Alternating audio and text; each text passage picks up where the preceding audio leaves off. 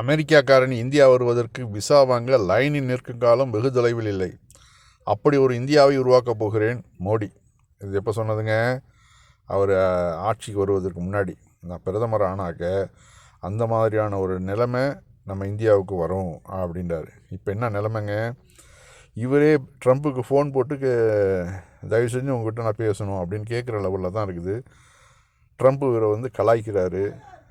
இன்னென்ன ஏதோ ஒரு பிரச்சனையில் அவர் மாட்டிகிட்ருக்கார். ட்ரம்ப்கிட்ட நல்லா வசமாக மாட்டியிருக்காரு. அதனால தான் இந்த அளவு கேவலப்படுத்துகிறாரு மோடியை. ஆனாலும் மோடி அதெல்லாம் இந்த காதில் வாங்கி அந்த காதில் விட்டுட்டு வழக்கமாக பாரத் மாதா கி ஜெய் ஸ்ரீராம் இந்த ரெண்டு வச்சு வாழ்க்கையை ஓட்டிடலாம், நாட்டோட பொருளாதாரம் எப்படி போனாலும் நமக்கு பரவாயில்லை அப்படிங்கிற நிலைக்கு வந்துட்டார். வீடியோ स्टेटमेंट किया था, मैंने कहा कि हम ऐसा हिंदुस्तान बनाना चाहते हैं ताकि अमेरिका वीजा लेने के लिए लाइन में खड़ा रहे.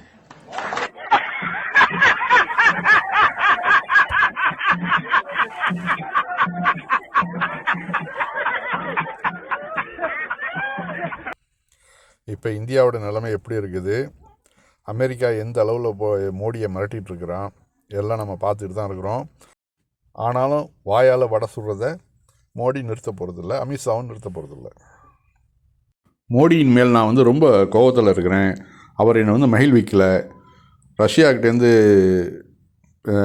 அதாவது எண்ணெய் வாங்கிறத நிறுத்தலைனாக்க மிகப்பெரிய விளைவை கொடுக்க வேண்டி வரும் அப்படின்னு சொல்லிட்டு இதை 500% மாற்ற போகிறேன்னு வேறு இன்றைக்கி சொல்லியிருக்கிறார்.